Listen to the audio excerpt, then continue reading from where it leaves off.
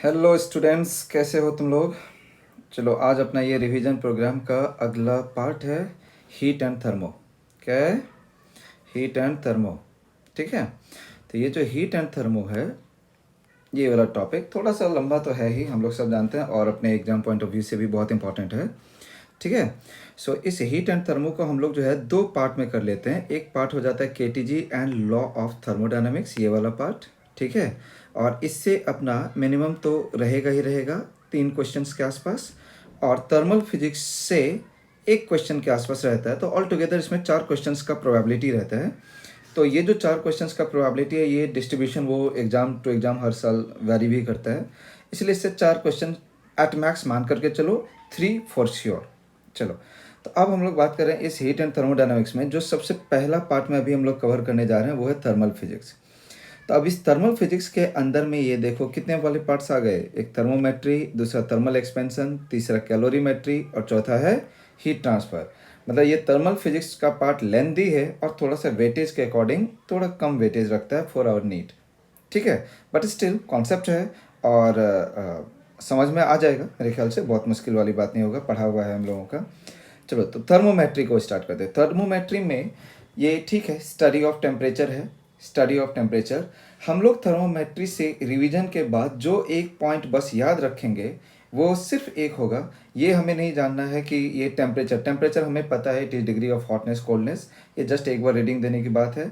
हमें पता है हॉट बॉडी से कोल्ड बॉडी के तरफ जो है वो हीट फ्लो करता है। ठीक है। ये कोई क्वेश्चन के अकॉर्डिंग कोई पॉइंट नहीं हुआ।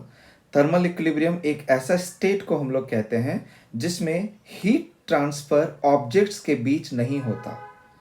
थर्मल इक्विलिब्रियम एक ऐसे स्टेट को कहते हैं, मान लो कि दो ऑब्जेक्ट्स हैं, दोनों ऑब्जेक्ट्स को तुमने कनेक्ट कर दिया किसी रॉड के ही थ्रू, या आपस पास में डायरेक्टली कनेक्ट करके रख दिया, तो उनके बीच में हीट ट्रांसफर नहीं हो रहा होगा। तो जिस वक्त वो हीट ट्रांसफर नहीं होता है, ऐसे वाले स्टेट को हम लोग क्या बोलते हैं? Thermal equilibrium. और थर्मल इक्विलिब्रियम जब होता है तो उस वक्त उनका टेम्परेचर सेम हो जाता है। ठीक है। चलो, अभी है ये जीरोथ लॉ।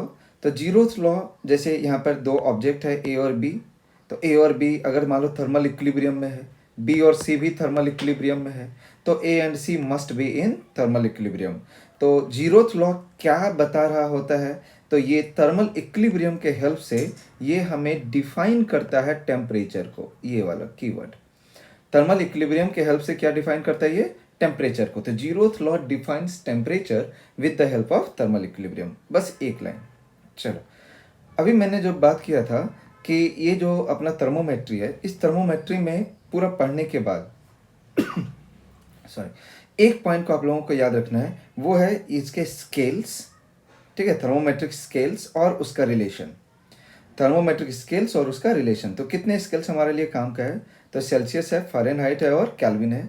सभी के आइस पॉइंट हमें पता होने चाहिए, 0 है, 32 है, 273 है। सभी के बॉइलिंग पॉइंट भी पता होने चाहिए, 100, 212 और 373।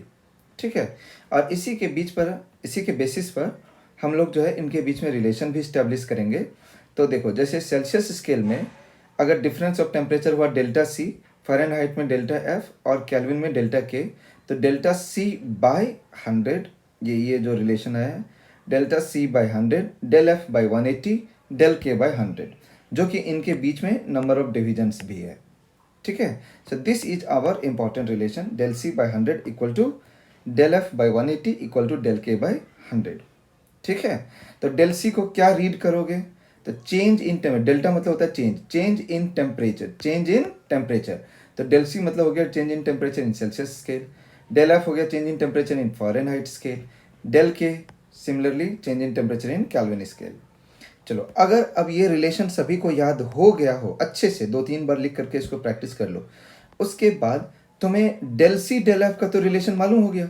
अब तुम्हें सी और एफ का अगर मान लो रिलेशन निकालना हो, सेल्सियस स्केल और फ़ारेनहाइट स्केल के बीच में अगर रिलेशन चाहिए, तो तुम उसी सेम रिलेशन को, डेल सी वाले रिलेशन को तुम चेंज करके लिख सकते हो। तो देखो, डेल सी इक्वल्स टू 100 को राइट साइड में भेज दिया, तो रिलेशन कुछ इस तरीके से बन करके आ गया। ठीक है। तो इसमें जो C है, C is the temperature in Celsius scale, और जो F है वो F is the temperature in Fahrenheit scale. तो ये C और F जो है वो टेम्परेचर है, एग्जैक्ट वैल्यूज ऑफ टेम्परेचर है, और डेल C जो है वो चेंज इन टेम्परेचर है, दोनों में डिफरेंस है, ठीक है। जैसे कि मान लो कि वो उसने बोल दिया कि 100 degree Fahrenheit is equivalent to what temperature in Celsius scale. तो 100 डिग्री फ़ारेनहाइट, उसने बोला 100 degree Fahrenheit is equivalent to what temperature, ऐसा अगर उसने एक क्वेश्चन मान लो पूछ लिया, तो तुम ये वाला रिलेशन को यूज करोगे, नीचे वाला। समझ में बात है, क्योंकि यहाँ पर एग्जैक्ट टेम्परेचर्स का वो बात कर रहा है। ओके, अगर वो मान लेते हैं कि उसने बोला कि 100 degree change in temperature in Fahrenheit scale, 100 degree change in temperature in Fahrenheit scale, तो उस केस में अगर ऐसा लैंग्वेज है 100 डिग्री चेंज इन टेम्परेचर, ये ऊपर में लिखा हुआ है, समझ आ रहा है ना, तो तुम ये ऊपर वाले रिलेशन को यूज करोगे, ठीक है। ये वाले रिलेशन को यूज करने के लिए ऐसा लाइन होना चाहिए, 100 degree change in temperature. Hope so सबको समझ में आ गया। चलिए, अब जो है हम लोगों के लिए ये ग्राफ इंपॉर्टेंस है, मैंने बोला ना ये रिलेशन इसके लिए चाहिए हमें, स्केल्स और स्केल्स का रिलेशन। तो डेल सी और डेल एफ के बीच का अगर रिलेशन हो तो डेल सी बाई 100 बना लेना है डेल एफ बाई 180, सॉल्व करने में बहुत नहीं लगता है। तो ये बना करके ये देखो, ये डायरेक्टली ऑरिजिन से पास कर और स्लोप आ जाएगा 5/9। फिर ऐसे ही सी और एफ का रिलेशन भी है, तो सी इक्वल्स टू क्या आया था, तो C equals to 5/9 F minus 32। This graph is also important. Done है, होप से सबको समझ में आ गया। अगर हमसे मान लो कि ऐसे जैसे एक क्वेश्चन है यहाँ पे, find out temperature which has same reading in both the scales. तो सेम रीडिंग के लिए एक ही टेम्परेचर होता है -40, तो -40 डिग्री सेंटीग्रेड और -40 degree Fahrenheit are same temperatures, ठीक है। फिर जैसे relation between K and C, kelvin scale और सेल्सियस स्केल, सिमिलरली वही del K by 100 del C by 100। तो यहाँ से ये जो पता चला ना डेल के इक्वल्स टू डेल सी, ये वाला, तो डेल के इक्वल्स टू डेल सी ये तुम्हें बताता है कि चेंज इन टेम्परेचर, चाहे तुम केल्विन स्केल में बात करो चाहे change in temperature Celsius scale में बात करो, दोनों में सेम ही बात आता है, ठीक है। तो ये इसके लिए इंपॉर्टेंट है। बाकी अगर मान लो सेल्सियस का टेम्परेचर दिया हुआ है तो उसमें 273 ऐड करने पर केल्विन वाला मिल जाएगा, ठीक है। चलो, इसका ग्राफ उतना इंपॉर्टेंट नहीं है ना। अब बात करते हैं थर्मोमीटर्स का। तो थर्मोमीटर्स का अगर हम लोग बात कर रहे हैं तो थर्मोमीटर्स मतलब एक ऐसा डिवाइस जो टेम्परेचर को मेजर करता है। तो टेम्परेचर को मेजर करने वाला डिवाइस जो थर्मोमीटर है वो लीनियर वेरिएशन पर बेस्ड होता है। ये सब बस कीवर्ड्स है, ये लीनियर वेरिएशन ऑफ टेम्परेचर पर बेस्ड है कि टेम्परेचर जो है वो लीनियरली वेरी करना चाहिए किसी भी फिजिकल पैरामीटर के साथ। तो इसलिए इसके लिए जो इक्वेशन भी लगाते हैं वो एक लीनियर वाला इक्वेशन लगाते हैं, ठीक है, स्ट्रेट लाइन इक्वेशन। तो स्ट्रेट लाइन इक्वेशन में ये पॉइंट फॉर्म है, ठीक है। अब ये जो तुम्हें फॉर्मेट दिया गया है एग्जाम में, एक तो पूछने का चांस कम है, लेकिन अगर पूछ लिया तो वो तुम्हें इसी इक्वेशन पर बेस्ड क्वेश्चन पूछेगा, मैक्सिमम प्रोबेबिलिटी यही रखो। तो इसमें क्या करना है कि जैसे एक ये y और x दो वेरिएबल है ना, तो y के जगह पर तुम मान लो कि टेम्परेचर और x के जगह पर वो कोई भी फिजिकल पैरामीटर लाइक लेंथ हो गया, प्रेशर हो गया, रेसिस्टेंस हो गया, कोई भी फिजिकल पैरामीटर जिसके बारे में वो बात कर रहा है उसको तुम उठा सकते हो। तो ये जो रिलेशन है ये देखो, y minus y1 by y2 minus y1 equals to x minus x1 by x2 minus x1। ये रिलेशन को, ये स्ट्रेट लाइन रिलेशन को तुम दो जगह पे यूज कर सकते हो। पहला थर्मोमीटर में भी, ठीक है, थर्मोमीटर में बताया यहाँ पर, जैसे कि आगे में हम लोग मर्करी थर्मोमीटर भी पढ़ेंगे, वो भी इसी पर बेस्ड है। यहाँ पर देखो लेंथ ले लिया एक को, दूसरे को टेम्परेचर ले लिया, तो वो भी सेल्सियस स्केल में, तो एक इक्वेशन बन गया। दूसरा, इसी इक्वेशन का यूज तुम दो स्केल्स के बीच रिलेशन निकालने में भी कर सकते हो, दो स्केल के बीच में। तो दो स्केल कहने का मतलब हो गया, जैसे कि अगर सेल्सियस और फ़ारेनहाइट स्केल का ही है तो सेल्सियस में C लिख दो, फ़ारेनहाइट में x की जगह पर F लिख दो। तो C माइनस y1 को तुम आइस पॉइंट ले लो, तो C माइनस 0 बाई 100 माइनस 0। फिर यहाँ F माइनस 32 बाई 212 माइनस 32। तो ये कोई भी दो स्केल ऑफ टेम्परेचर के बीच में भी रिलेशन बनाने में काम आता है, which is important for us. तो ये जो स्ट्रेट लाइन इक्वेशन है, this will be important for our thermometry chapter, ठीक है। सो इसका दो तरीके से यूज करेंगे, मैं फिर से बोल रहा हूँ, दो स्केल्स के बीच में रिलेशन निकालने के लिए। जैसे मान लो कि एक सेल्सियस स्केल है, चलो एक क्वेश्चन है, जैसे एक सेल्सियस स्केल है C, ठीक है। मैं तुम्हें बोल रहा हूँ कि एक दूसरा ही आर्बिट्रेरी स्केल है, उसका नाम है X, ठीक है। सेल्सियस स्केल के बारे में तुम्हें पता है, इसका आइस पॉइंट और बॉयल पॉइंट। और जो एक अलग सा स्केल है एक्स आर्बिट्रेरी स्केल, मान लेते हैं कि इसका जो आइस पॉइंट है ना, आइस पॉइंट है मान लो 10 डिग्री, और बॉयल पॉइंट जो है, इसका बॉयल पॉइंट है 90 डिग्री। तो बताओ कि सेल्सियस स्केल और ये एक्स स्केल के बीच में कैसे रिलेशन निकालोगे। तो यही सेम स्ट्रेट लाइन का, तो देखो सी माइनस जीरो, दिख रहा है सबको ना, तो सी माइनस क्या करेंगे हम लोग, जीरो डिवाइड बाय इसका 100 माइनस जीरो इक्वल टू, मैंने बोला कि ये जो दूसरा वाला स्केल है एक्स, तो एक्स माइनस उसका आइस पॉइंट कितना आया 10 डिवाइड बाय, फिर उसका बॉयल पॉइंट कितना है 90 माइनस आइस पॉइंट कितना है 10। तो ये एक रिलेशन बन गया, ठीक है। तो इस तरीके से तुम कोई भी दो स्केल के बीच में रिलेशन भी बना सकते हो, या थर्मोमीटर का रिलेशन भी डेवलप कर सकते हो, ठीक है। चलो नाउ अब बात करते हैं टाइप्स ऑफ थर्मोमीटर का। तो टाइप्स ऑफ थर्मोमीटर के लिए सबसे पहला थर्मोमीटर कौन सा था, मर्करी थर्मोमीटर। जस्ट एक रीडिंग दे दो, it is a liquid thermometer है, okay. It is observed in Celsius and Fahrenheit scale, correct है। मर्करी हैज़ हाई कंडक्टिविटी, ये वाला पॉइंट इंपॉर्टेंट है।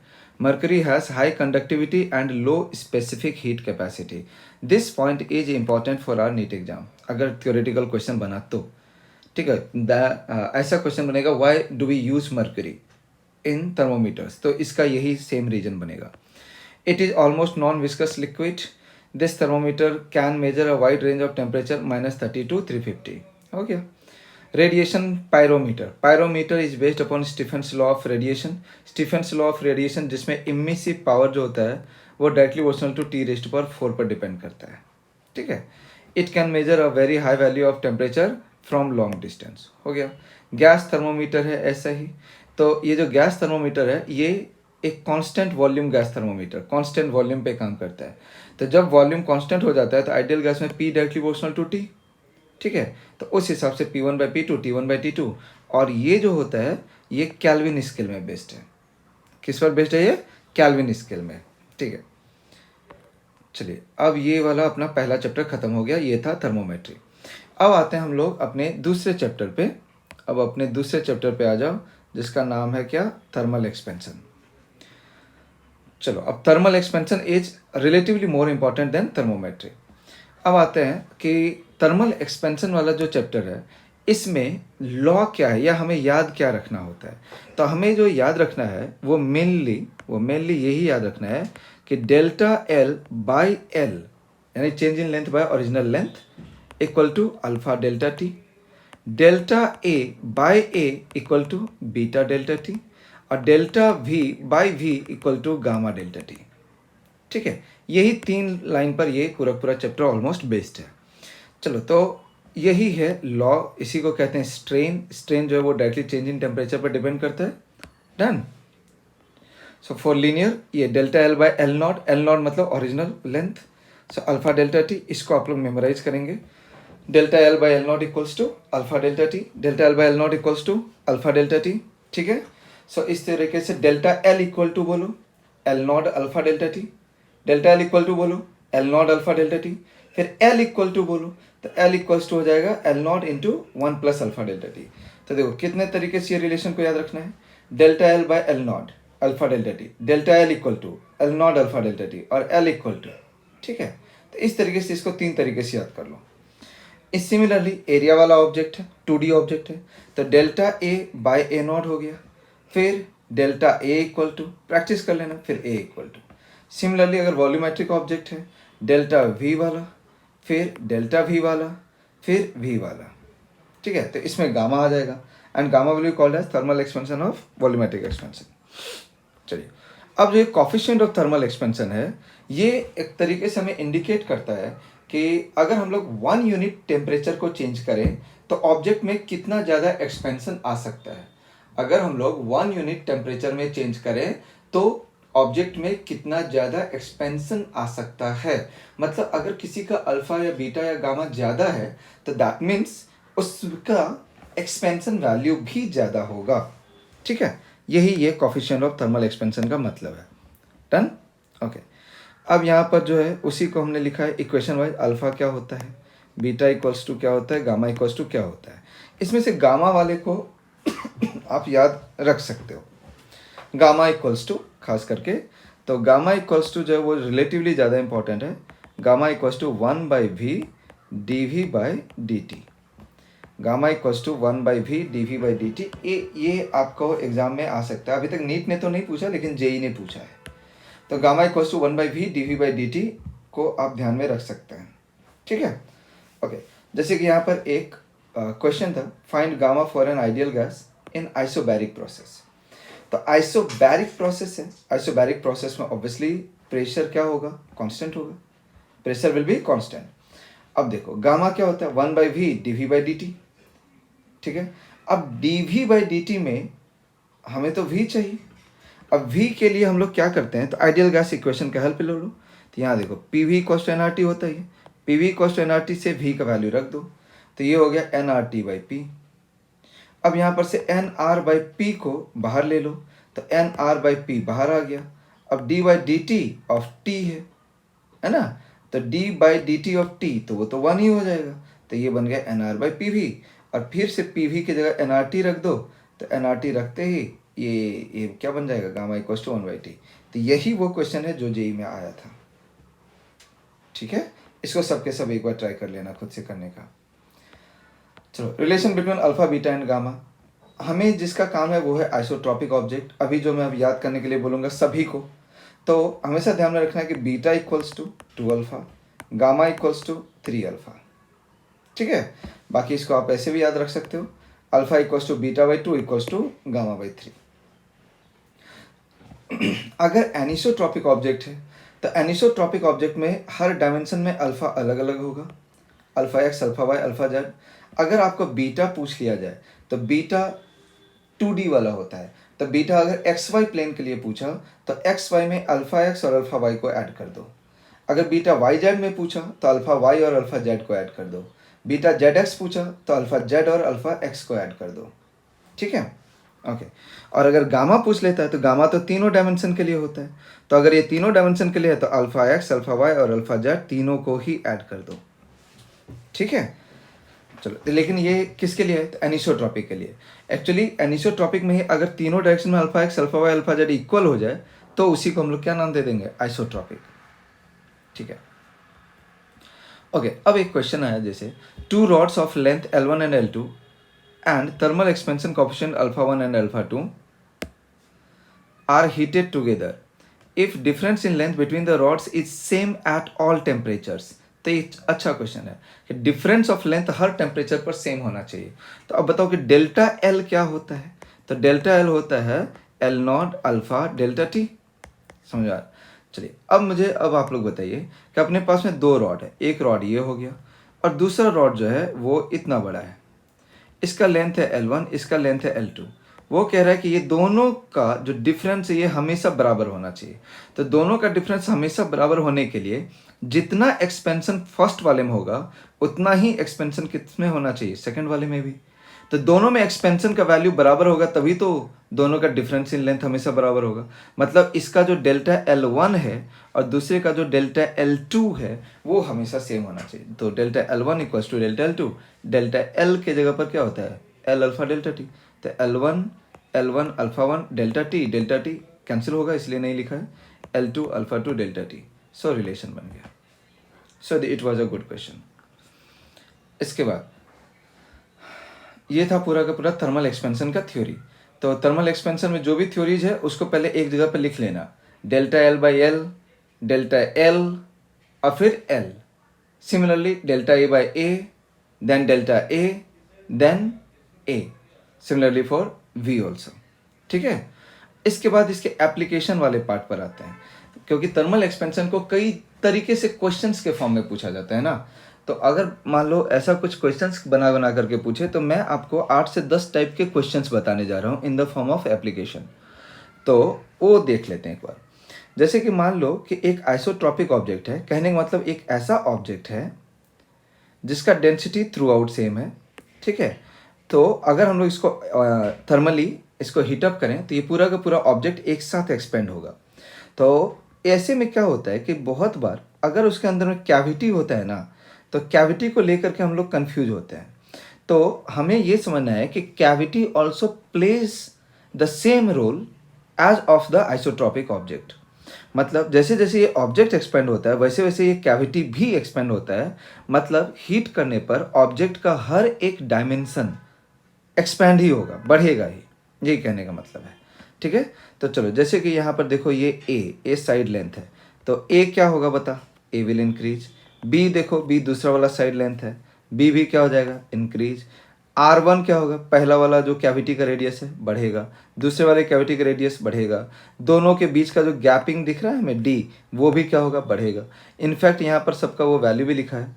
तो ए क्या है, ए तो लीनियर लेंथ हुआ ना, एक साइड का लेंथ है, इसलिए डेल्टा ए बाई ए लिखा है, alpha delta T. Delta B by B भी alpha delta T. Delta R1, R क्या है, रेडियस है, radius is one dimensional thing, so delta R by R, तो delta R1 by R equals to alpha delta T. डेल्टा R2 by R is also alpha delta T. Delta D by D, जो इन दोनों के बीच में separation है, वो भी अल्फा डेल्टा टी। तो आप लोग इसको, ये अच्छा एग्जाम्पल है, इससे एग्जाम में क्वेश्चंस आए हुए हैं इस एग्जाम्पल से, तो इसको आप देख लीजिए। ठीक है, अब आ जाओ बायोमेटेलिक स्ट्रिप पे कैसे करके क्वेश्चंस आते हैं और हमें कैसे करना है। तो जैसे कि मान लो कि एक रॉड है, कंपोजिट रॉड है, इस कंपोजिट रॉड में दो तरह का मटेरियल मिक्स्ड है, अल्फा 1 और अल्फा 2। तो अल्फा 1 बड़ा है, तो अल्फा 1 बड़ा होने का मतलब है कि जब भी इसको हीटअप करेंगे तो पहला वाला जो है अल्फा 1 वाला वो ज़्यादा एक्सपैंड करेगा, तो उसके ज़्यादा एक्सपेंड करने से ये रॉड स्ट्रेट ना होकर के बेंड कर जाएगा। रॉड क्या होगा, बेंड करेगा। अब अगर ये रॉड बेंड करता है तो जो कॉन्वेक्स वाला साइड है ना, ये कॉन्वेक्स साइड पर हमेशा ज़्यादा अल्फा वाला जाता है और कॉन्केव वाला साइड पर कम अल्फा वाला जाता है। ठीक है, तो इस तरीके से कॉन्वेक्स साइड कॉन्केव साइड अलग अलग हो गया। और इसमें जो क्वेश्चन पूछाएगा, एक तो ये कॉन्केव साइड पे कौन होगा और कॉन्वेक्स साइड पे कौन होगा। दूसरा, रेडियस ऑफ कर्वेचर जो इसका होता है, ये जो इसका रेडियस ऑफ कर्वेचर है ये किस पर डिपेंड करता है। तो रेडियस ऑफ कर्वेचर दो चीज़ों पर डिपेंड करता है। पहला है अल्फा 1 माइनस अल्फा 2, जिसके कि ये इन्वर्सली प्रोपोर्शनल होगा, और दूसरा है डेल्टा टी, जिसके कि ये इन्वर्सली प्रोपोर्शनल होगा। तो मतलब radius of curvature is inversely proportional to delta alpha and it is inversely proportional to delta T. आपको ये ध्यान में रखना है, अल्फा का डिफरेंस जितना ज़्यादा होगा रेडियस ऑफ कर्वेचर उतना ही कम होगा। ठीक, इसके बाद हम लोग देखने जा रहे हैं इफेक्ट अपॉन डेंसिटी। तो डेंसिटी में क्या इफेक्ट पड़ता है, तो टेम्परेचर बढ़ाएंगे तो वॉल्यूम बढ़ेगा, वॉल्यूम बढ़ेगा तो डेंसिटी घटेगा। ठीक है, तो डेंसिटी घटेगा। अगर इसी में अप्रॉक्सीमेशन लगाओगे तो 1 प्लस गामा डेल्टा टी को ऊपर ले लो, 1 माइनस गामा डेल्टा टी। लेकिन ये अप्रॉक्सीमेशन सिर्फ और सिर्फ तब लगता है जब गामा इंटू डेल्टा टी का वैल्यू लेस देन 1 हो। गामा इंटू डेल्टा टी का वैल्यू लेस देन 1 है। ठीक है, चलिए अब यहाँ पर हम लोग देख रहे हैं anomalous expansion of water. Anomalous expansion of water कहने का मतलब नॉर्मली जो ऑब्जेक्ट्स होते हैं ना, उसको जब हम लोग हीट करेंगे तो उसका वॉल्यूम बढ़ेगा, वॉल्यूम बढ़ेगा तो उसका डेंसिटी घटेगा। यही तो है नॉर्मल बिहेवियर। एनामलस बिहेवियर मतलब होता है ऐसा कोई ऑब्जेक्ट या ऐसा कोई बिहेवियर जो नॉर्मल बिहेवियर से अलग बिहेवियर को शो करे, उसको एनामलस बिहेवियर कहेंगे। तो एनामलस बिहेवियर कौन शो कर रहा है, तो पानी, water.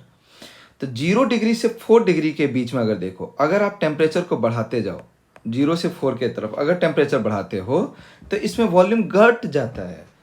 By increasing the temperature volume decreases. ये बताओ उल्टा बिहेवियर हुआ या नहीं हुआ, तो इसी को एनामलस बिहेवियर कह रहे हैं। अब फिर 4 डिग्री से आगे अगर हम लोग बात करें तो 4 डिग्री से आगे में अगर टेम्परेचर को इंक्रीज करोगे तो उसमें फिर कोई दिक्कत नहीं। By increasing the temperature volume will increase and density will decrease. तो 0 से 4 के बीच में ये उल्टा बिहेवियर शो करता है, इसी को हम लोग एनामलस बिहेवियर कहते हैं। ठीक है, होप सो सबको समझ में आया। सो यहाँ पर लिखा हुआ भी है कि टेम्परेचर इंक्रीज कर रहा है, वॉल्यूम डिक्रीज कर रहा है, और गामा इस बीच में क्या है, निगेटिव है, क्योंकि एक्सपेंड ना करके ये कॉन्ट्रैक्ट कर जा रहा है। और यहाँ पर टेम्परेचर बढ़ रहा है, वॉल्यूम बढ़ रहा है, और गामा इसमें पॉजिटिव है। ठीक है, ये देखो question, water at 4 degree is completely filled in a glass, पूरा पूरा ग्लास में भरा हुआ है। What will happen if we increase the temperature or decrease the temperature? अब देखो 4 डिग्री से अगर तुम टेम्परेचर, ये 4 डिग्री है, 4 डिग्री से अगर तुमने टेम्परेचर को बढ़ाया, राइट साइड की तरफ अगर तुम गए तो भी वॉल्यूम बढ़ जाएगा। और 4 डिग्री से अगर तुम घटा दिए, घटाने पर 4 डिग्री से टेम्परेचर घटा रहे हैं, बोला ना एनोमलस बिहेवियर है, टेम्परेचर घटाएंगे और वॉल्यूम बढ़ जाएगा, तब भी वॉल्यूम बढ़ जाएगा। क्यों नॉर्मली क्या होता है, टेम्परेचर घटाने पर वॉल्यूम घटता है, लेकिन यहाँ एनोमलस बिहेवियर मतलब उल्टा बिहेवियर। ठीक है, तो 4 डिग्री से कम करेंगे टेम्परेचर तब भी वॉल्यूम बढ़ेगा, 4 डिग्री से ज़्यादा करेंगे टेम्परेचर तब भी वॉल्यूम बढ़ेगा। तो दोनों ही केस में अगर वाटर का वॉल्यूम बढ़ ही गया तो वो तो ओवरफ्लो ही होगा ना। ठीक है, चलिए ना, thermal stress in a fixed rod. तो थर्मल स्ट्रेस, यहाँ देखो ये एक रॉड है जो दो रिजिड सपोर्ट के बीच में फिक्स्ड है। ठीक है, अब ऐसे में क्या होगा कि अगर हमने इसका टेम्परेचर को बढ़ाया तो रॉड तो एक्सपैंड करना चाहता है, बट वो जो रिजिड सपोर्ट है ना, ये दोनों तरफ पड़ा हुआ, ये इसको एक्सपैंड नहीं होने देना चाहता, तो उसके वजह से स्ट्रेस आता है। तो वो स्ट्रेस का वैल्यू कितना होगा तो दैट स्ट्रेस वही है same, Young's modulus into strain ऐसे करो। ठीक है, तो y into delta L by L, और डेल्टा एल बाई एल को अल्फा डेल्टा टी कहते ही हैं हम लोग। तो y अल्फा डेल्टा टी, अगर इसमें अल्फा और डेल्टा टी दिया हुआ है, अगर ये ना दे करके सपोज कर लो कि उसने सिंपली लेंथ के टर्म्स में बोल दिया, तो Y A delta L by L. अगर कोई रेडियस के टर्म्स में है तो वाई ए डेल्टा, अच्छा ये तो फोर्स हो गया ना, ये जो अल्फा डेल्टा टी है मतलब ये जो स्ट्रेस है ना, ये Y into delta L by L भी लिख सकते हो, Y into delta R by R लिख सकते हो, Y into delta D by D लिख सकते हो, change in diameter by volume, ऐसे करके कुछ भी। और डेल्टा एल बाई एल के जगह पर तो अल्फा डेल्टा टी लिख ही सकते हो, Y into alpha delta T. तो ये हो गया स्ट्रेस। अगर फोर्स निकालना है तो इसी में एरिया से बस मल्टीप्लाई करो, क्योंकि फोर्स इज इक्वल्स टू होता ही है स्ट्रेस इंटू एरिया, तो बस जो भी लिखे उसको एरिया से मल्टीप्लाई कर दो। ठीक है, ये देखो जैसे ब्लॉक कार्ट का एक एग्जांपल दिया था क्लास में, तो ये रिंग है, इसको जो है वुडन व्हील पर हमें रखना है। तो वुडन व्हील पर अगर इसको डालना है तो इसका रेडियस को पहले इंक्रीज करना पड़ेगा, उसके लिए इसको हीट अप करना पड़ेगा। तो इसको पहले हीट करेंगे, फिर इसका रेडियस बढ़ेगा, फिर उस पर आएगा, then it will get cooled. तो वही कितना का ये जो है, ये स्ट्रेस कितना या ये कितना फोर्स अप्लाई करेगा, दो ही क्वेश्चन पूछ सकता है। तो अगर स्ट्रेस पूछा तो हम लोग लिखेंगे y into delta L by L, नहीं यहाँ पर डेल्टा आर बाई आर, तो R2 minus R1 by R1। अगर फोर्स पूछ रहा है कि कितना फोर्स से ये रिंग जो है इस पर आने के बाद कंप्रेस करेगा या अप्लाई करेगा, या टेंशन कितना होगा, तो इसी में बस ये रिंग का जो एरिया ऑफ क्रॉस सेक्शन होता है ना, रिंग का एरिया, वो उससे मल्टीप्लाई कर देना है। तो Y A R2 minus R1 by R1। तो ये जो A है वो इस रिंग का एरिया ऑफ क्रॉस सेक्शन है। रिंग का ऐसा होता है एरिया, जो मोटा सा रिंग होता है ना उसका वो थिकनेस। ठीक है, इसका effect of thermal expansion on freely rotating rod. अगर ये फ्रीली रोटेट कर रहा है तो क्या होगा भाई, एक्सपेंड करेंगे तो इसका लेंथ बढ़ जाएगा, लेंथ बढ़ेगा तो मोमेंट ऑफ इनर्शिया बढ़ जाएगा, लेकिन एक्सटर्नल फोर्स नहीं है, इस वजह से इसका एंगुलर मोमेंटम कांस्टेंट रह जाएगा। अब अगर एंगुलर मोमेंटम कांस्टेंट है मतलब आई ओमेगा कांस्टेंट है, अब लेंथ बढ़ा रहे हो तो आई तो बढ़ेगा ही बढ़ेगा, आई बढ़ेगा तो ओमेगा को क्या करना होगा, घटना पड़ेगा। समझ में, एल बढ़ेगा लेंथ बढ़ेगा, समझा। एल फोर क्या है यहाँ पर, लेंथ, ये एल जो है ये एल फोर लेंथ है, लेंथ बढ़ गया, आई बढ़ गया, आई बढ़ा तो ओमेगा को घटना पड़ गया। क्यों, क्योंकि इसका एंगुलर मोमेंटम क्या रह गया, कांस्टेंट। अगर मान लो अगर इसी में वो पूछ ले काइनेटिक एनर्जी ऑफ रोटेशन, तो काइनेटिक एनर्जी ऑफ रोटेशन को आप यहाँ पर कैसे लिखोगे, तो एंगुलर मोमेंटम के टर्म्स में लिखने का कोशिश करो। जैसे पी स्क्वायर बाई 2m होता है, वैसे ही एल स्क्वायर बाई 2i होता है। यहाँ पे कैपिटल एल से मैंने दिखा रहा हूँ मैं एंगुलर मोमेंटम को। तो अब देखो एंगुलर मोमेंटम तो कांस्टेंट रहेगा, लेकिन आई तो बढ़ रहा है, आई के बढ़ने से काइनेटिक एनर्जी घटता है। तो ऐसे करके एक रिलेशन बन जाएगा। ठीक है, सो अब यहाँ पर देखिए, तो delta L by L, small L से लेंथ को दिखा रहे हैं ना, delta L by L alpha delta T. तो आई जो होता है मोमेंट ऑफ इनर्शिया वो एम एल स्क्वायर बाई 12 होता है। ठीक है, तो आई डायरेक्टली प्रोपोर्शनल टू क्या हो गया, एल स्क्वायर। तो डेल्टा आई बाई हो गया 2 times delta L by L, हर जगह स्मॉल एल कर रहा हूँ, 2 times delta L by L. तो ये हो गया क्या, डेल्टा आई बाई आई। अब डेल्टा एल बाई एल की जगह अल्फा डेल्टा टी होता है, तो इसका मतलब डेल्टा आई बाई आई क्या हो गया, 2 अल्फा डेल्टा टी। ठीक है, ये ऐसे क्वेश्चन भी आ जाएंगे। कि डेल्टा आई बाय आई बताओ, तो delta I by I 2 times alpha delta T. अब डेल्टा ओमेगा बाय ओमेगा अगर पूछ लिया तो हमें पता था आई ओमेगा कांस्टेंट होता है, आई बढ़ा है तो ओमेगा घटेगा, ओमेगा घटेगा तो यहाँ पे -2 अल्फा डेल्टा टी लिख दो। ठीक है, चलो। ऐसे effect of thermal expansion on pendulum clock, तो पेंडुलम क्लॉक में ये लेंथ पर डिपेंड करता है, टाइम पीरियड। लेंथ बढ़ेगा तो टाइम पीरियड भी बढ़ेगा, टाइम पीरियड बढ़ेगा तो ये स्लो होता जाएगा। समझ आ रहा है, ये क्या होगा, स्लो। यहाँ पर जो है एक ऐसे टेम्परेचर की भी बात कर सकते हैं हम जिस टेम्परेचर पर ये करेक्ट रीडिंग शो करता है। मान लो जैसे पेंडुलम क्लॉक है, तो पेंडुलम क्लॉक में हर टेम्परेचर पर तो वो करेक्ट रीडिंग शो नहीं करेगा, तो जिस टेम्परेचर पर वो करेक्ट रीडिंग शो करता है उसको हम लोग कहते हैं कैलिब्रेटेड टेम्परेचर।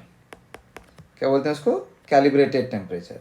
तो ये एक ऐसा टेम्परेचर है जिस पर एक pendulum clock correct reading show करता है। इसको आप थीटा नॉट या थीटा सी लिख सकते हो, कैलिब्रेटेड।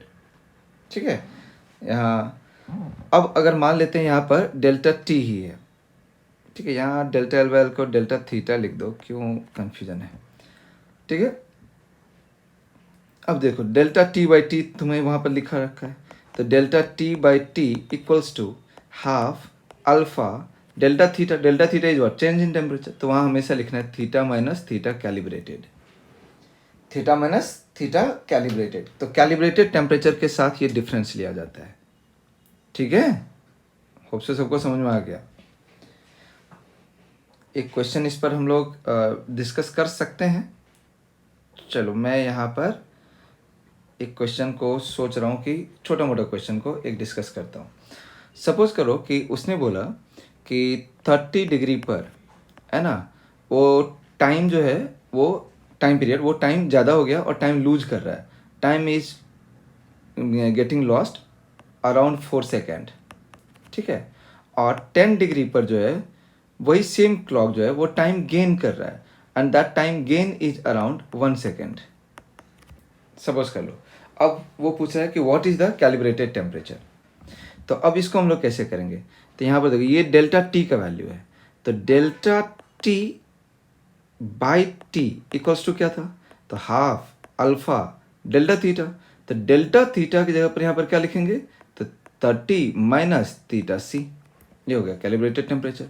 फिर दूसरा ये डेल्टा टी की जगह पर तुम क्या रख दोगे, 4, इसके जगह पर रख दो 4, पहला केस में।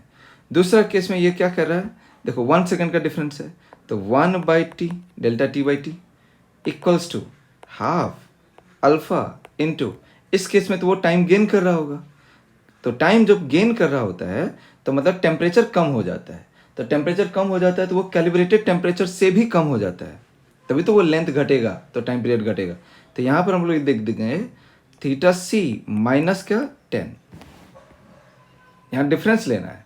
अब यहाँ पर इन दोनों का रेशियो ले लो, तो दोनों का रेशियो लोगे 4 बाई टी और 1 बाई टी का, तो रेशियो कितना बन गया 4, रेशियो कितना बन जाएगा 4 इक्वल्स टू, देखो हाफ अल्फा, ये दोनों का रेशियो हमने लिया है, 4 इक्वल्स टू, ये देखो हाफ अल्फा खत्म ही हो गया, equals to 30 minus theta C by theta C minus 10, cross multiply करो तो ये हो जाएगा 4 theta C minus 40, 30 minus theta C, समझ आ रहा है, तो ये हो जाएगा तुम्हारा 5 theta C equal to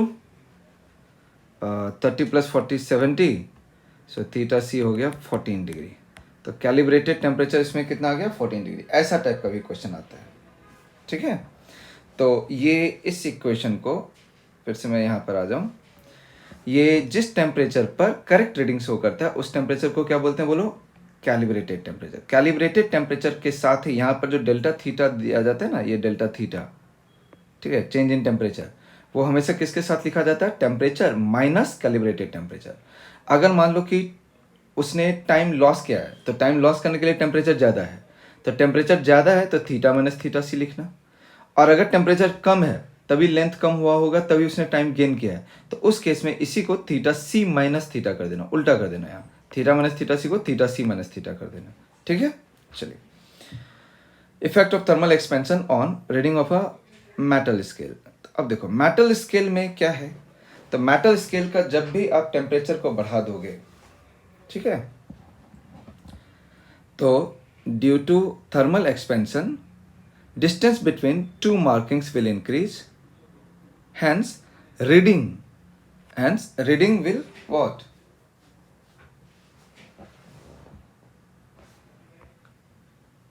What is this? Okay, so I had given the homework. चलो इसको इसने यहाँ पे लिखा है, ये देखो मेटेलिक स्केल, यहाँ पर मेटेलिक स्केल। तो ये तो कैलिब्रेटेड टेम्परेचर पर है ये स्केल, हायर टेम्परेचर कर दिया बढ़ गया तो इसमें एरर आ जाएगा। जब भी हम लोग टेम्परेचर बढ़ाएंगे तो इसमें एरर आएगा। तो एरर कितना का आएगा? तो L alpha delta T.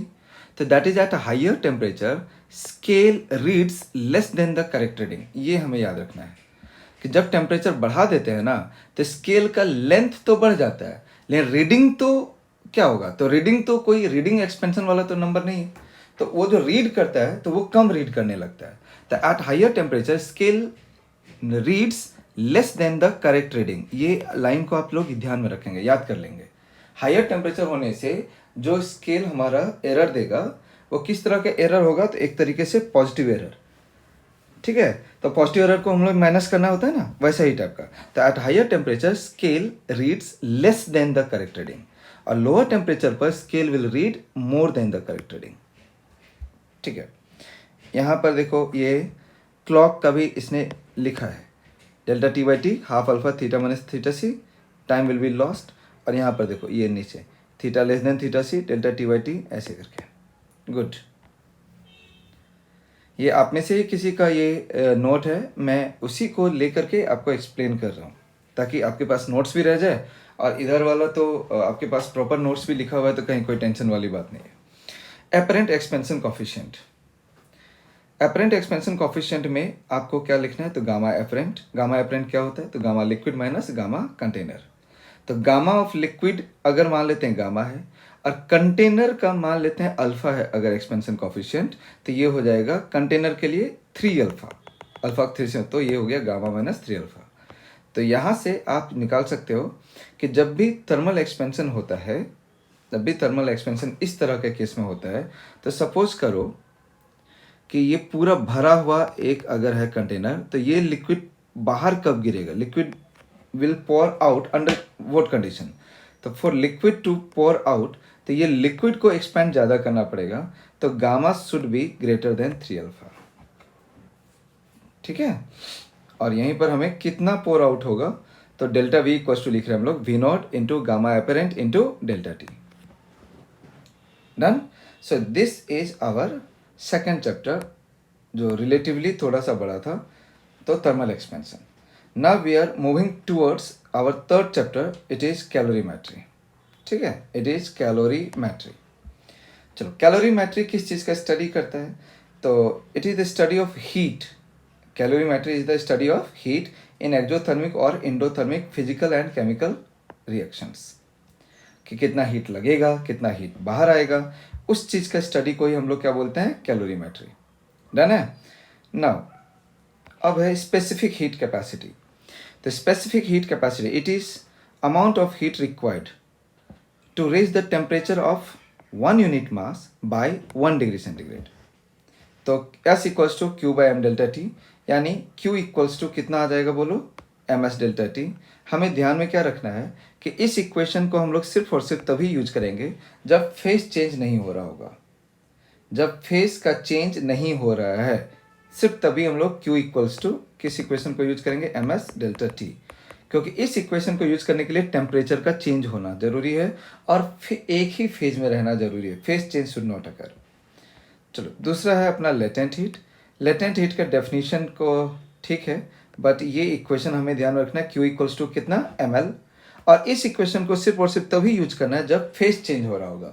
And during the face change temperature will not change. During the face change temperature will not change, ठीक है। जैसे देखो आइस से वाटर बनना है तो आइस भी 0 डिग्री पर और वाटर भी 0 डिग्री पर, तो टेम्परेचर का चेंज नहीं होगा। तो इसको हम लोग कहेंगे फ्यूजन या मेल्टिंग भी कह सकते हो। अब वाटर जब 100 डिग्री पर होता है और स्टीम भी जब 100 पे बनता है तब भी ये फेस चेंज होता है और उसको कहते हैं वेपराइजेशन। तो ऐसे ऐसे जगहों में तुम इक्वेशन लगा सकते हो Q इक्वल्स टू ml। तो फ्यूजन ऑफ आइस को आप वैल्यू याद रखेंगे, लेटेंट हीट को और लेटेंट हीट ऑफ वेपराइजेशन को भी, ठीक है। चलो, तो find out the value of specific heat capacity during phase change, find out the value of specific heat capacity during phase change. Okay, during phase change, तो phase change के वक्त में टेम्परेचर तो क्या रहेगा, कांस्टेंट, तो यानी डेल्टा टी कितना हो जाएगा, 0। तो ड्यूरिंग अगर डेल्टा टी 0 हो गया तो यानी एस कितना हो गया, इनफाइनाइट, ठीक है। इसके बाद ये देखो, ये कुछ क्वेश्चन है। Find out value of heat required to convert 10 gram ice to 30 degree. तो पहले आइस जो वो 0 डिग्री पर है उसको वाटर 0 डिग्री पर बनाना जरूरी है, ये जरूरी हुआ कन्वर्सन।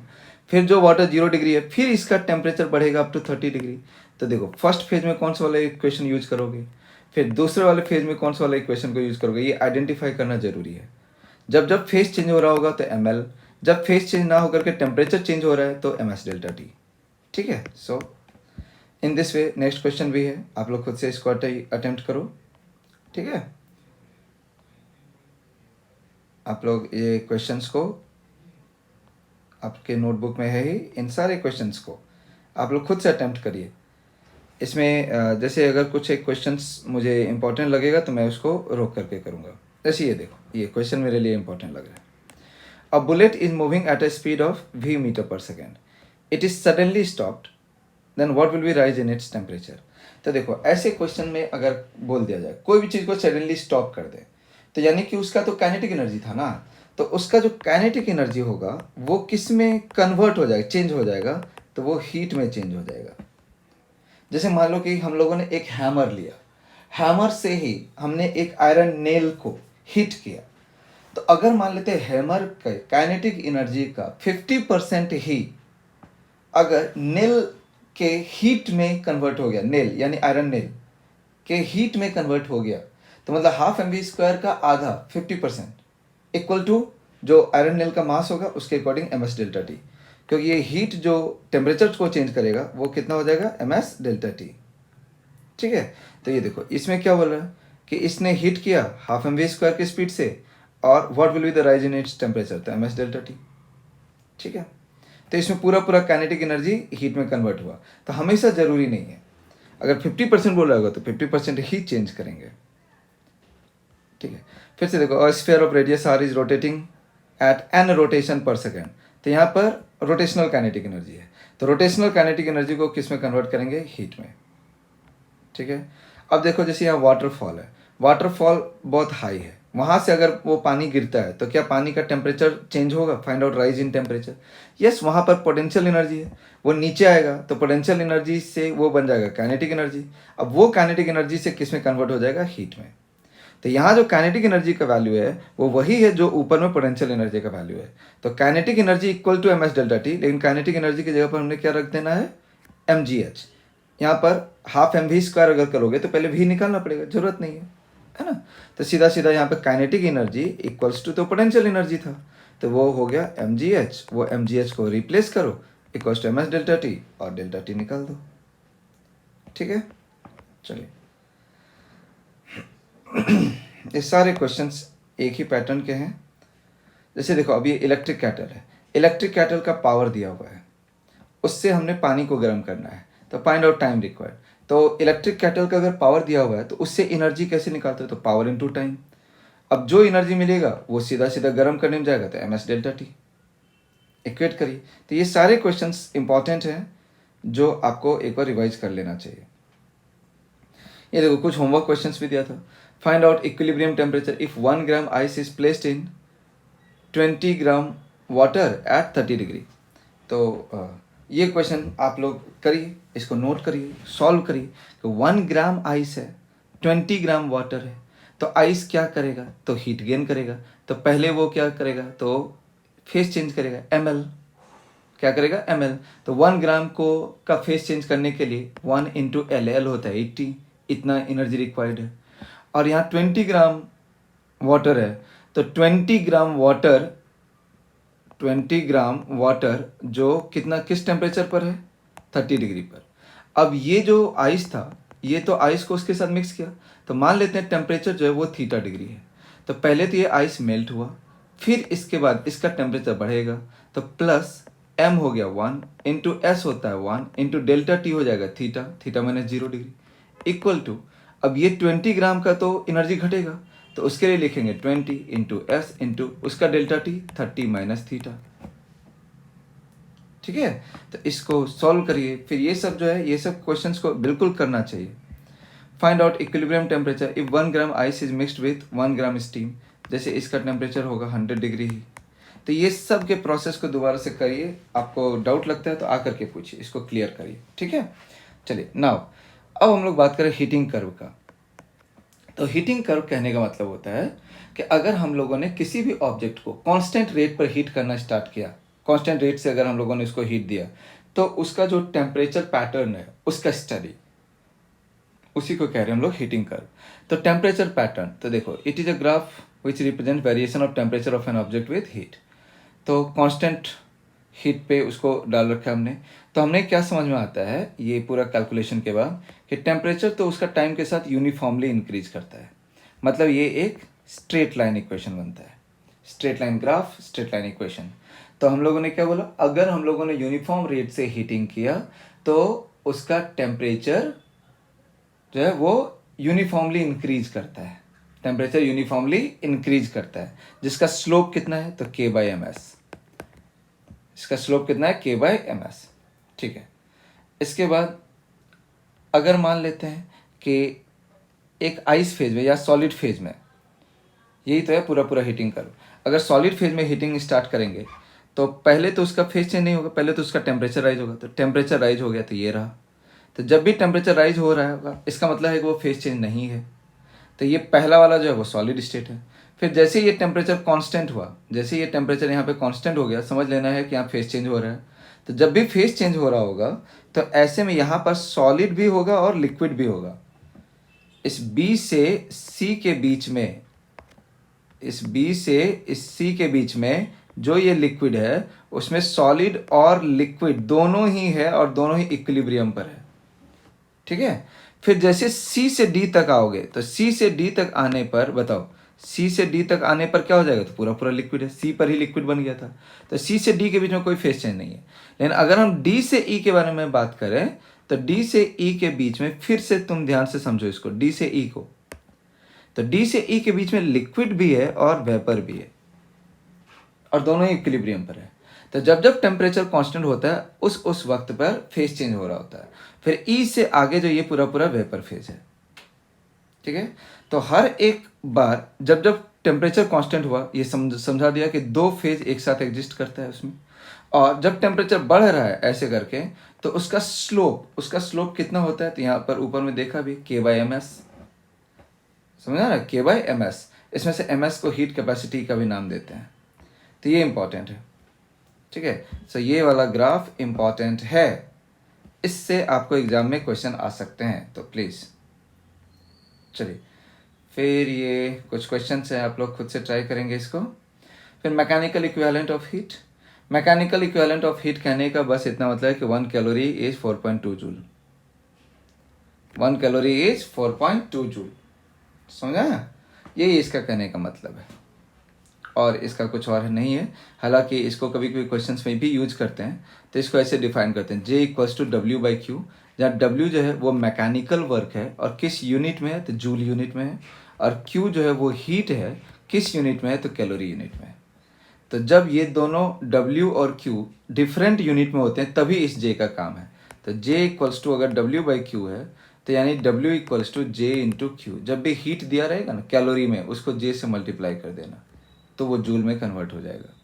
ठीक है, इसके बाद जैसे है ये एक टर्म है वाटर इक्विवेलेंट। तो वाटर इक्विवेलेंट हम लोग को तब यूज करना है जब मान लो किसी सब्सटेंस के लिए उसका अलग से स्पेसिफिक हीट ना दे करके उसका वाटर इक्विवेलेंट मास दे दे। तो जैसे कि मान लो कि ये एग्जांपल से समझो, इसमें 100 ग्राम वाटर है, 100 ग्राम वाटर, ये जो दिया हुआ है 100 ग्राम वाटर, ये जो एक कंटेनर तुम्हें दिख रहा है ना, ये कंटेनर, इस कंटेनर का वाटर इक्विवेलेंट दिया हुआ है 10 ग्राम। कंटेनर का मास नहीं है, इस वाटर इक्विवेलेंट करने का मतलब this container will consume some amount of heat when it will be heated, तो ये उतना ही हीट कंज्यूम करेगा जितना 10 ग्राम पानी कंज्यूम करता है। ठीक है। तो इस हिसाब से हम लोग 100 ग्राम वाटर को तो बॉयल कर ही रहे हैं, साथ ही साथ ये कंटेनर भी जो बॉयल हो रहा है, कंटेनर का भी जो टेम्परेचर बढ़ रहा है, तो उसका जो टेम्परेचर है, उसका जो हीट है, उसके हीट को निकालने के लिए ये 10 ग्राम पानी तुम ले लो। तो मतलब टोटल तुम ऐसे समझो कि कितने पानी को तुम गर्म कर रहे हो, तो 100 और 10 यानी 110 gram. So total amount of water which is absorbing the heat is 110 gram, ये इसका मतलब है। तो जब भी ऐसा वाटर इक्विवेलेंट दे दे, उसके मास को टोटल वाटर वाले मास में ऐड कर दो, ठीक है। तो ये हो गया अपना कैलोरीमेट्रिक थर्ड चैप्टर। तो 3 चैप्टर्स अभी तक में हमने इसमें ख़त्म किया है।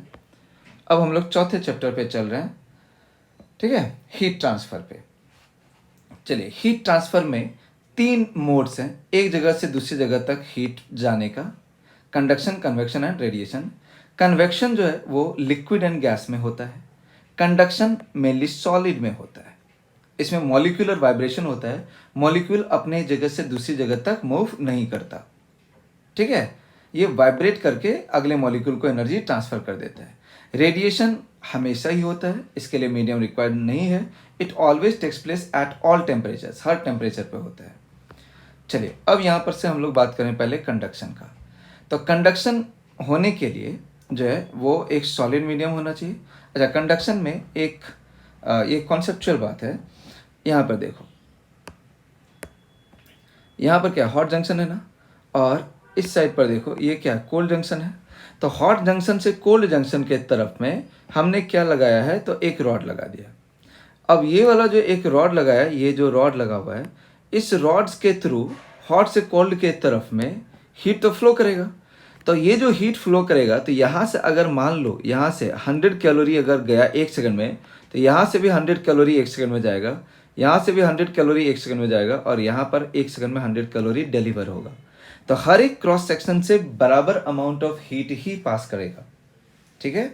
कब? At thermal equilibrium. तो थर्मल इक्विलिब्रियम पर हर जगह से बराबर हीट पास कर रहा है, लेकिन हर जगह का टेम्परेचर सेम नहीं है। तो जैसे किसी एक जगह का टेम्परेचर अगर 80 है, तो इस जगह का टेम्परेचर 80, अगले किसी जगह का टेम्परेचर 50। तो 80 डिग्री अपने जगह पर टाइम के साथ चेंज नहीं होगा। ये जितना हीट आ रहा है, हीट उस वहाँ से आगे जा रहा है, but this 80 will remain constant. So temperature of each cross section becomes different, but देखो हर एक क्रॉस सेक्शन का अलग अलग टेम्परेचर होता है, but that will not change with time. यहाँ का अगर 80 है तो वो 80 ही रहेगा, टाइम के साथ ये 80 से 90 नहीं होगा अपने आप। क्लियर? इसी को कहते हैं हम लोग थर्मल इक्विलिब्रियम। चलिए, तो लॉ ऑफ कंडक्शन होता है। तो law of conduction higher temperature से लोअर टेम्परेचर की तरफ, तो ये rate of flow of heat dQ/dt equals to KA/L delta T, ठीक है। KA/L, K is thermal conductivity, A is area, L length, delta T is change in temperature या difference in temperature, temperature difference, ठीक है। Change in temperature मत पढ़ना, difference in temperature. तो difference in temperature between 2 junctions, ठीक है। तो dQ/dt clear हो गया। अब जैसे यहाँ पर टेम्परेचर ऑफ जंक्शन पॉइंट, यहाँ का देखो ये 100 डिग्री है, ये 0 डिग्री। ये हर एग्जाम में ऐसा क्वेश्चन देंगे ही देंगे, ऑब्वियस है, समझ लो, हिंट कर रहा हूँ। अब ये यहाँ का अगर उसने टेम्परेचर पूछ लिया, तो यहाँ का अगर टेम्परेचर पूछा है, तो अभी देखो यहाँ का निकालने का अभी मैं तुम्हें 2 तरीका समझाता हूँ। पहला तरीका है कि ये जैसे तुमने यहाँ लिखा है dQ/dt, तो इस dQ/dt को तुम डेल्टा टी बाय आर भी लिख सकते हो, ठीक है। इस आर को थर्मल रेसिस्टेंस भी कहते हैं, आगे सिखाया हुआ है। तो KA/L डेल्टा टी भी लिख सकते हो, या फिर तुम डेल टी बाय आर भी लिख सकते हो। तो फिलहाल यहाँ जो सॉल्व किया है वो KA/L से। तो यहाँ पर देखो, यहाँ पर जितना हीट पास करेगा उतना ही हीट उधर भी पास करेगा। देखो K का वैल्यू, A का वैल्यू, L का वैल्यू और डेल्टा टी, फिर KA/L अगला वाले से, फिर डेल्टा टी, ठीक है। और यहाँ से हमारा T निकल करके आ गया। अभी हम लोग इसी क्वेश्चन को अगर चाहते तो दूसरे मेथड से भी कर सकते थे, कि अगर जैसे यहाँ पर 2K है, ये पहला जो रॉड है और ये दूसरा रॉड है। जो पहला रॉड है उसका रेसिस्टेंस वैल्यू, क्योंकि लेंथ और एरिया तो सेम था, तो रेसिस्टेंस होता क्या है, L/KA। तो इसका देखो, जिसका ये थर्मल कंडक्टिविटी K दिया हुआ है, उसका रेसिस्टेंस को हम R मान लेंगे, अगर मान लो ऐसे सोचो, ठीक है। तो जिसका थर्मल कंडक्टिविटी 2K दिया हुआ है, 2K लेफ्ट वाले का, तो थर्मल कंडक्टिविटी 2K देने का मतलब रेसिस्टेंस कम हो गया, तो इसका रेसिस्टेंस हो जाएगा R/2। तो रेसिस्टेंस के टर्म्स में भी तुम यहाँ कर सकते थे। कैसे? तो यहाँ पर से रेसिस्टेंस के टर्म में यहाँ पर क्या होता है 100, यहाँ क्या होता है T, यहाँ होता है 0 डिग्री। तो 100 minus T by R/2 equal to T minus 0 by R। इसको भी अगर सॉल्व कर लोगे सेम आंसर आएगा। ठीक है, ओके। और अगर इसमें इक्विवेलेंट रेसिस्टेंस पूछ ले तो R प्लस R/2 यानी 3R/2 भी लिख सकते हो। सो सेम अगला भी क्वेश्चन है, ट्राई करना।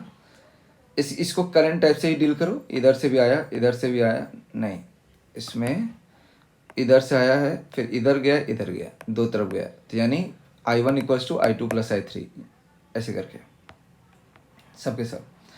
Now equivalence between current and heat flow, obviously अभी भी सिखाया। तो थर्मल रेसिस्टेंस का वैल्यू इसमें कितना आ गया, thermal resistance R equals to L/K। ये देखो R इक्वल्स टू कितना आ गया, L/Ka, यही चीज़। तो ये देखो, जैसे सीरीज वाले में ऐड कर सकते हो, पैरेलल वाले में, तो इसका भी यूज किया जा सकता है।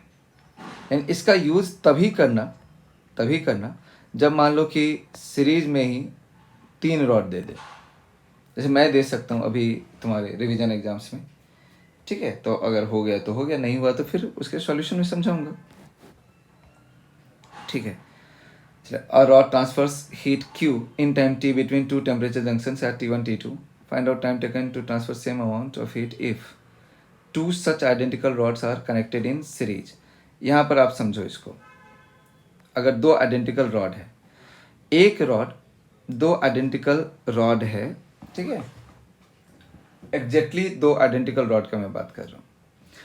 तो एक रॉड जो है अकेला, अगर मान लेते हैं हीट जो है Q हीट T टाइम में अगर ट्रांसफ़र करता है, तो अगर ऐसे दो रॉड ले लेते हैं जो कि दोनों सीरीज में है, तो ये दोनों मिलकर के Q हीट जो होगा वो कितने टाइम में इसको क्रॉस करवाएंगे, तो टू टाइम्स, डबल टाइम लग जाएगा इसको। और अगर यहीं पर दोनों ही रॉड पैरेलल में लगा दें तो सेम अमाउंट ऑफ हीट जो है वो कितने टाइम में चला जाएगा, तो T/2, आधा टाइम में। समझ आया? ठीक है, एक रॉड के कंपैरिजन में अगर दो रॉड को तुम सीरीज में लगाते हो तो टाइम ज़्यादा लग जाता है, और दोनों रॉड को अगर पैरेलल में लगाते हो तो टाइम कम लगता है।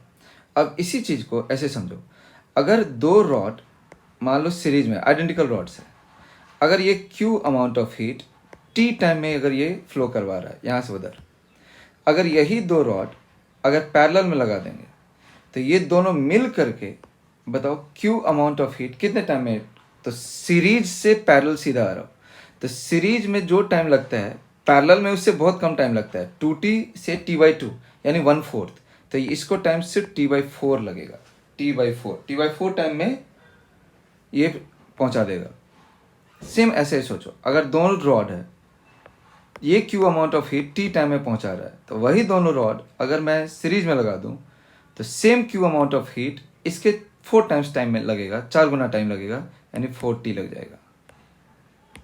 ठीक है, चलिए, बाकी यहाँ पर तो सॉल्यूशन किया हुआ है ही, आप लोगों को क्लास में सिखाया हुआ है, देख लो ना। Equivalent thermal conductivity, equivalent thermal conductivity का सीरीज वाला फॉर्मूला और पैरेलल वाला फॉर्मूला, प्लीज इसको मेमोराइज करिए। Equivalent thermal conductivity in series L1 plus L2 by L1/K1 plus L2/K2। ठीक है, ये एग्जाम्स में आते रहते हैं। और पैरेलल वाले में K1A1 plus K2A2 by A1 plus A2। ठीक है, जब हम लोग सीरीज में कॉम्बिनेशन लेते हैं तो उसमें रॉड्स का एरिया सेम रखते हैं, और जब पैरेलल में कॉम्बिनेशन लेते हैं तो रॉड्स का लेंथ सेम रखते हैं। ओके, चलिए, नाउ ग्रोथ ऑफ आइस को बात करना है इन अ वेरी कोल्ड रीजन। तो आइस जब ग्रो करता है ना, तो इसमें टाइम जो लगता है आइस को ग्रो करने में, उसका ये एक इक्वेशन है, ρL/2K theta into x square. ठीक है, rho is what, the density of ice, K is thermal conductivity of ice, theta is actually temperature difference, यहाँ का टेम्परेचर 0 डिग्री और यहाँ का -θ डिग्री, तो 0 और -θ का, और x इज थिकनेस। तो आपको ऊपर वाले इक्वेशन से ज़्यादा काम का इक्वेशन है ये वाला, t equals to rho L by 2 के theta x2 square minus x1 square. This equation is more useful. Okay, तो अभी इसको लेकर के जैसे मैं बोलूं कि ये, अच्छा, अगर मान लेते हैं ये पहला d थिकनेस बनने में टाइम लग गया t, ठीक है, तो अगला d थिकनेस बनने में, नेक्स्ट d बनने में कितना टाइम लगेगा? तो देखो d बनने में अगर t लगा है तो d से 2d बनने में, d से 2d बनने में, ये पूरा बनने में, तब तो ये x स्क्वायर पर डिपेंड करता है, यानी 4t टाइम लग जाएगा. तो सिर्फ अगला d बनने में कितना टाइम लगेगा? तो 3t. तो t 3t, समझ में आया? तो अगला d बनने में कितना टाइम लगेगा? तो 5t. अगला d बनने में कितना टाइम लगेगा? तो 7t. समझ में आ रहा है? तो हर एक d अगर हम बढ़ाते जाएं तो टाइम जो t से 3t से 5t से 7t यानी 1:3:5:7 का टाइम लगता है. हाँ, लेकिन अगर ये पूछता है कि पहले डिस्टेंस था, सपोज कर लो d, और अब जो है नया वाला डिस्टेंस है, ये मान लेते हैं 2d, तब कितना? तो ये वाला टाइम अगर t है तो टोटल डिस्टेंस 2d हो गया ना, तब तो फिर ये सीधा एक्स स्क्वायर के डायरेक्टली प्रोपोर्शनल हो जाएगा. तो ये थिकनेस डबल हो गया, तो इसलिए टाइम जो है वो उसका स्क्वायर यानी 4 टाइम्स, यानी यहाँ 4t लग जाएगा. अगर मान लो इसने बोला कि इसमें 3d बनने में, 3d यहाँ से यहाँ तक 3d डिस्टेंस बनने में कितना टाइम लगेगा? तो आंसर विल बी 90. ठीक है, चलो.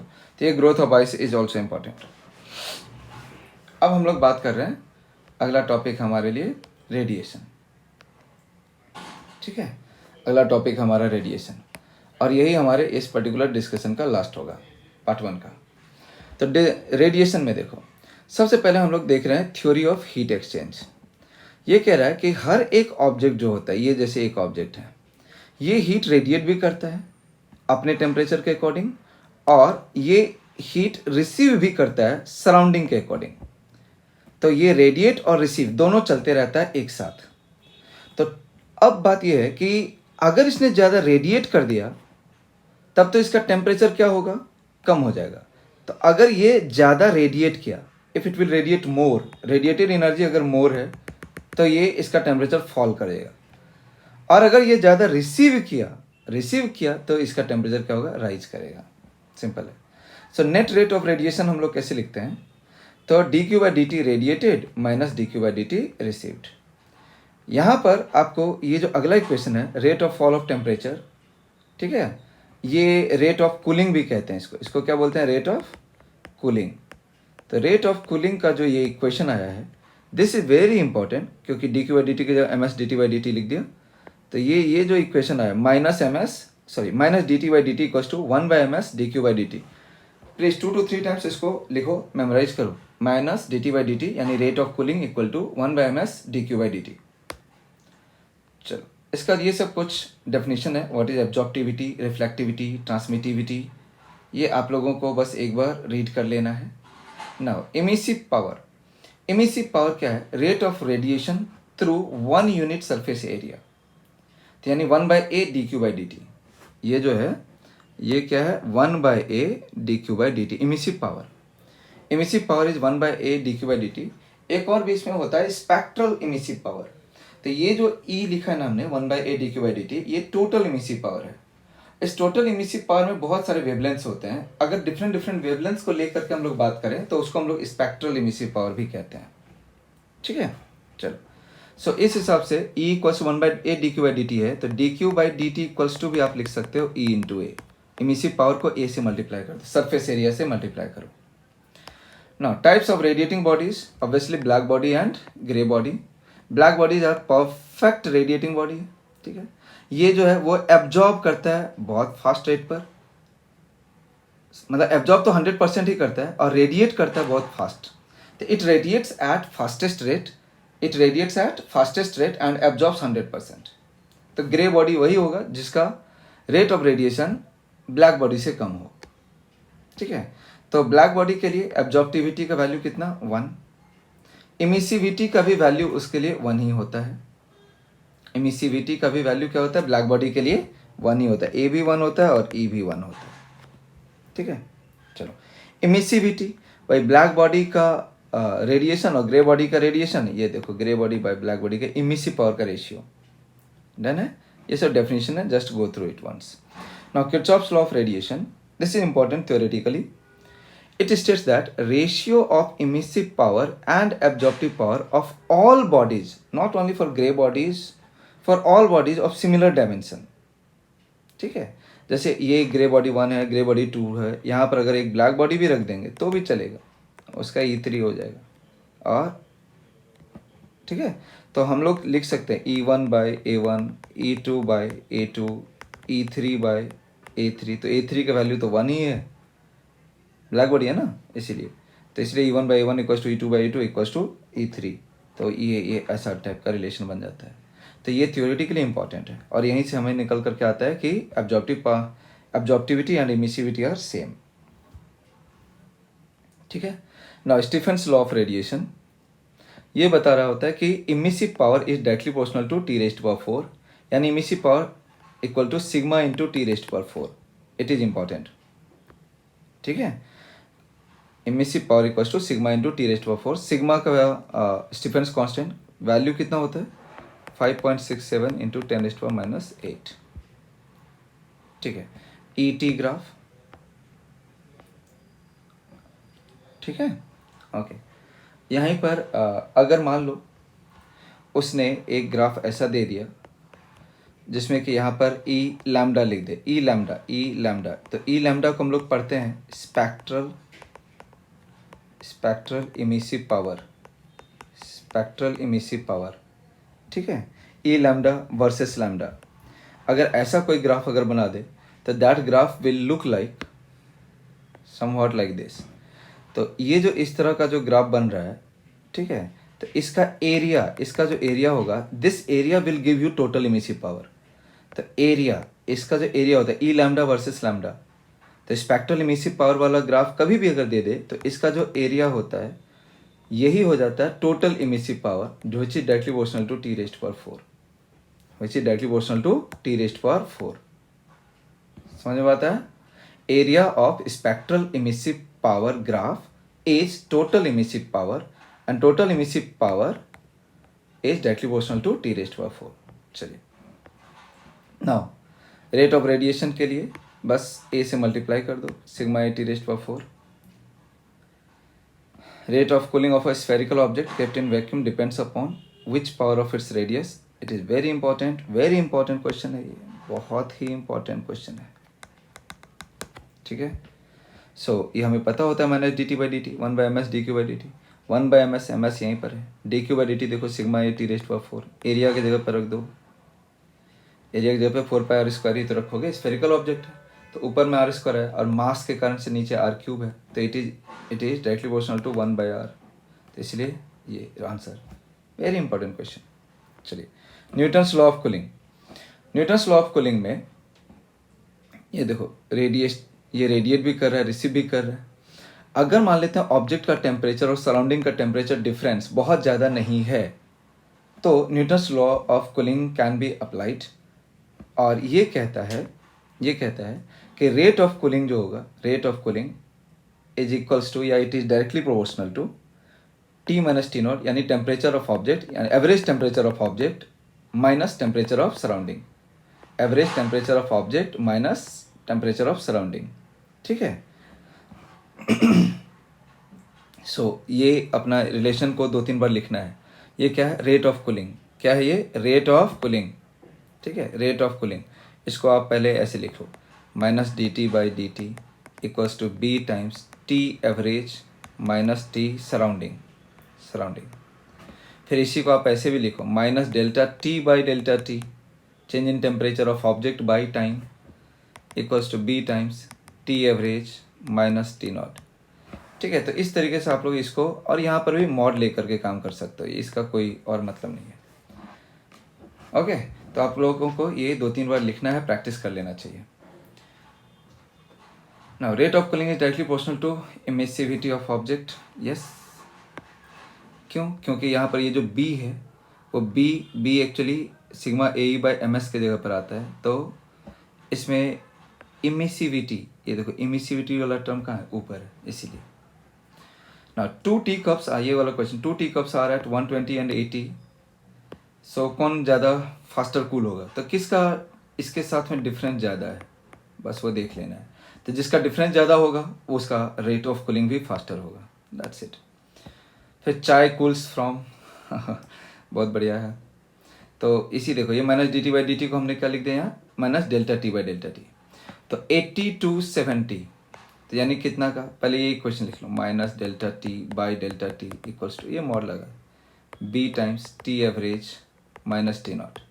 अब बताओ डेल्टा टी के ऊपर क्या, 80 से 70 यानी 10, कितने टाइम में होता है, 5 minute, equals to B S T छोड़ दो, एवरेज टेम्परेचर 80 और 70 का एवरेज टेम्परेचर कितना है, 75, सराउंडिंग टेम्परेचर देखो 30 डिग्री, हो गया एक एक क्वेश्चन। सिमिलरली अगला जो, how much time will it take to cool from 70 to 60, तो 70 से 60 अगर होगा तो भी डिफरेंस कितना होगा, 10 डिवाइड बाय टाइम, तो वो पूछ ही रहा है तुमसे, इक्वल्स टू बी इंटू 70 से 60 का एवरेज होता है 65 माइनस सराउंडिंग टेम्परेचर इज 30। दोनों इक्वेशन का रेशियो ले लो, you will get the answer, ठीक है।